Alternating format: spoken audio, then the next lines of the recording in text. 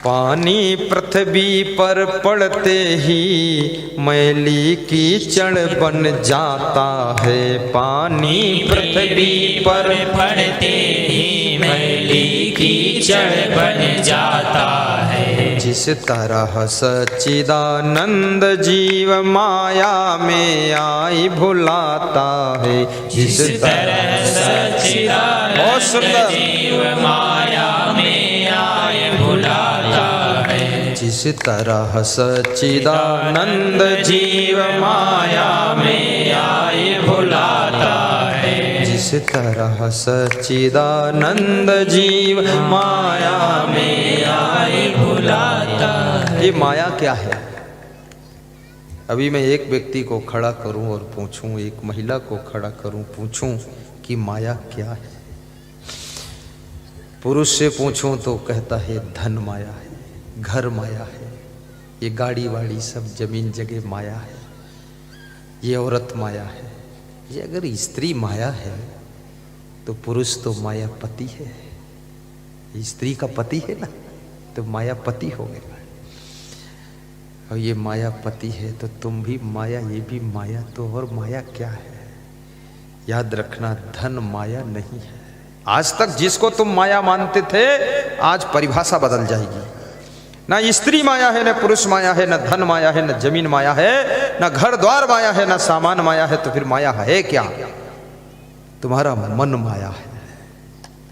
जब तुम्हारे मन में धन के प्रति लोभ आ जाता है, धन का अभिमान आ जाता है, ये अभिमान और लोभ ही माया का असली रूप है। काम और क्रोध ही माया का असली रूप है। अभिमान और ईर्ष्या ही माया का असली रूप है। धन तो जिंदगी की जरूरत है और गृहस्थ आश्रम में नर नारी का संगम है, ये माया नहीं है। जब तुम काम, क्रोध, लोभ, मोह, ईर्ष्या, द्वेष और अभिमान में फंस जाते हो, असली माया का जाल तो यही है। इस माया के जाल को तोड़ने के लिए सत्संग के ज्ञान की तलवार की आवश्यकता है।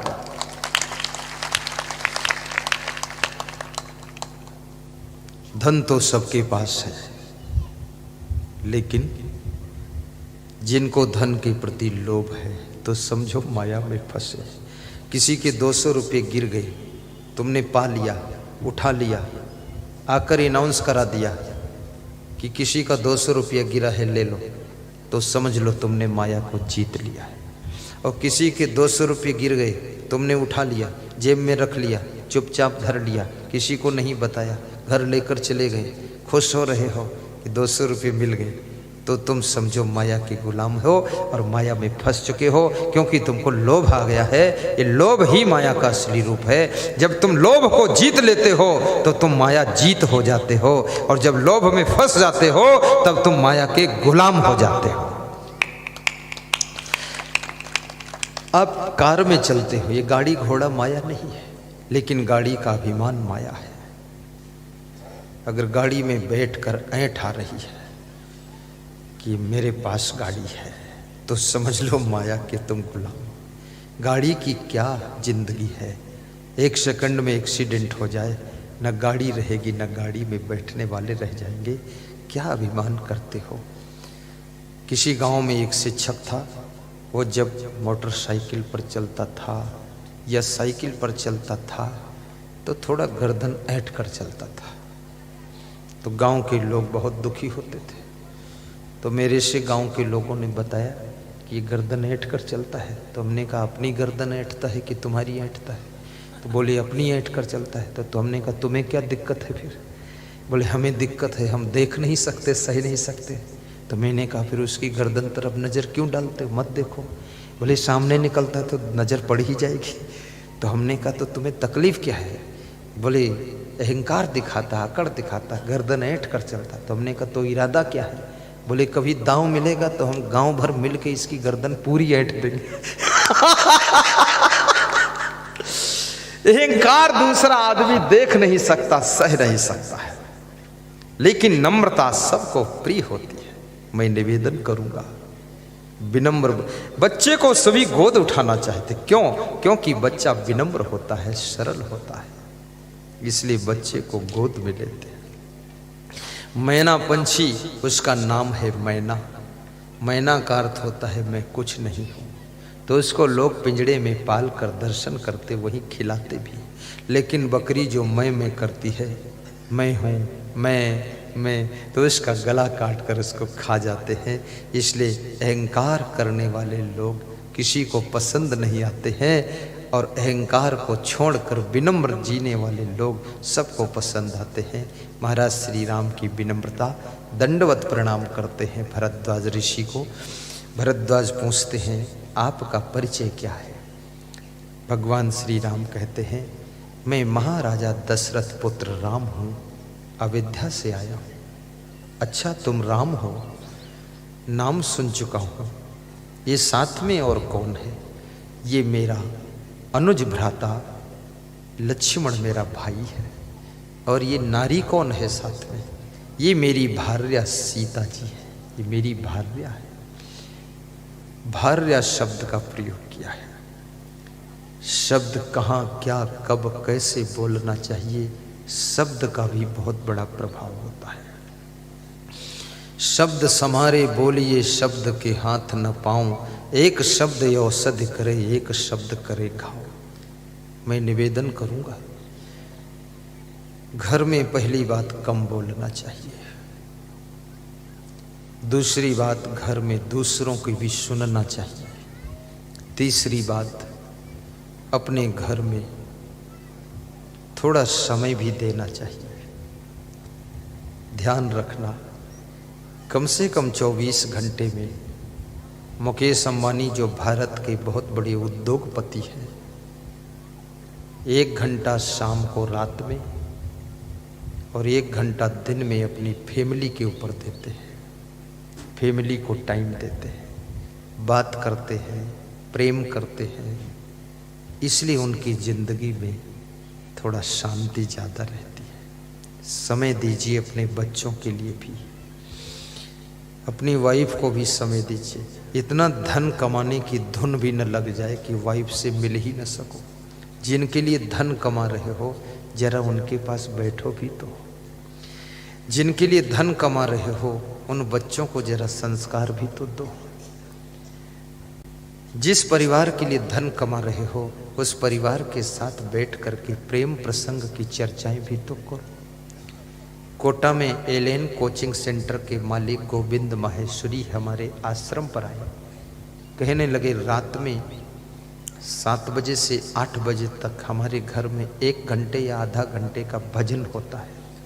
सभी स्त्रियां भी बैठती हैं, हम चारों भाई बैठते हैं, भतीजे बैठते हैं, बेटा बेटी बैठते हैं। एक एक सब लोग भजन गाते हैं, मिलकर गाते हैं, ढोल बजा कर गाते हैं और उसके बाद सब साथ में भोजन करते हैं, फिर सो जाते हैं। सोचिए, अब उनके पास में करीब करीब 1 लाख, 2 लाख, 2.5 लाख विद्यार्थी पढ़ रहे हैं। एक विद्यार्थी की फीस 1.5 लाख रुपये है और 2-2.5 लाख विद्यार्थी पढ़ रहे हैं। और वो कितना बिजी रहते होंगे आप सोचो थोड़ा सा। फिर भी समय निकालकर परिवार के साथ 1 घंटे बैठकर भजन भी करते हैं, भक्ति के गीत गाते हैं, परिवार से बात भी करते हैं। जो व्यक्ति परिवार के साथ नहीं बैठेगा, याद रखना उसका परिवार बहुत जल्दी इधर उधर तितर बितर हो जाएगा। नाम का परिवार रहेगा, बाकी सब बिखर जाएगा। साथ में बैठिए। मैंने सुना है, एक छोटी सी कहानी मेरे गुरुदेव सुनाते थे कि एक परिवार का मालिक घर में आया। घर का मालिक था तो उसका छोटा सा बेटा 7-8 साल की उम्र का दौड़ करके उस घर मालिक यानी अपने पिताजी के पैरों में लिपट गया। तो पिताजी ने अपने हाथों से उसको झिड़क दिया, बोले तू हट, मैं बहुत बिजी हूँ और तू बीच में बाधा डालता है। तो बच्चे का मन दुखी हो गया कि मैं अपने पिताजी को लिपट गया प्रेम करने के लिए, उन्होंने झिड़क दिया हमको।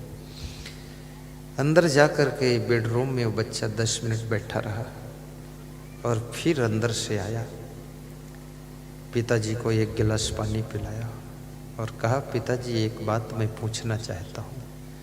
पूछो बेटा, क्या पूछना चाहते हो? आप 1 घंटे में कितने रुपये कमाते हो? तो इसके बाप ने कहा मैं 1 घंटे में 100 रुपये प्रॉफिट कमाता हूँ। तो पिताजी क्या 50 रुपये मुझको उधार दे दोगे? तो क्या करेगा, बार बार पैसा मांगता है। बोले नहीं, आज दे दो, उधार ले रहा हूँ। अभी तक तो लेता था, उधार नहीं लेता था, वापस लौटाने के लिए नहीं, अब वापस लौटाऊंगा। 50 रुपये निकाल कर पिताजी ने दिया। वो बच्चा 50 रुपये लेकर के कमरे में गया और वहाँ उसके पास में एक गोलक था, मिट्टी का गोलक होता ना, कुंभकार लोग बनाते हैं, जिसको रुपया डालते हैं, उसमें छेद होता है। उस गोलक को उसने फोड़ा और उसमें से 1 रुपया 2 रुपया रखा था, वो सब निकाला। तो गिना, काउंटिंग किया तो 50 रुपये निकला। 50 रुपये वो और 50 रुपये जो उधार लिया था, दोनों मिलाकर 100 रुपये बनाया और एक थैली में बांध कर लाकर अपने पिताजी के सामने रखा कि पिताजी, तुम 1 घंटे में 100 रुपये प्रॉफिट कमाते हो, मैं आपको 100 रुपये देता हूँ, 1 घंटे का समय हमको दीजिए, हमारे लिए समय दीजिए, हमसे प्रेम कीजिए। ये 100 रुपये के लिए आप हमको 5 मिनट का समय नहीं दे पाते हो, इसलिए मैं आपको 100 रुपये देता हूँ ताकि 1 घंटा मेरे ऊपर भी खर्च कीजिए। उसका पिता हंसने लगा कि कितनी दूर से इस छोटे बच्चे ने हमको समझाया है। कभी कभी छोटे छोटे बच्चे भी बड़ी उम्र वालों को समझा देते हैं। कभी कभी बेटियां अपने माँ को भी समझा देती है, कभी कभी बहुएं अपने सास ससुर को भी समझाती है, और कभी कभी आपकी धर्म पत्नी आपको समझाती है, और कभी आप पूरे परिवार को समझाते हो। याद रखना, ये संसार समझने और समझाने से ही चलता है। अगर समझना आ गया, समझाना आ गया, समझ बूझ आ गई तो ये संसार सुखद हो जाता है। और समझना समझाना नहीं आया, समझ बूझ नहीं आई और प्रेम की चर्चा करने का वक्त भी नहीं निकला, आपस में हिल मिलकर रहने की कला नहीं आई, तो घर भले सोने का महल हो लेकिन वहाँ सुख शांति नहीं रहती है। परस्पर का प्रेम ही सुख को जन्म देता है, परस्पर का आनंदमय प्रेम घर को स्वर्ग बना देता है। इसलिए परस्पर में प्रेम पैदा कीजिए और कबीर को याद कीजिए कि 2.5 अक्षर प्रेम का पढ़े सो पंडित होए, पोथी पढ़ी पढ़ी जग मुआ पंडित हुआ न कोई।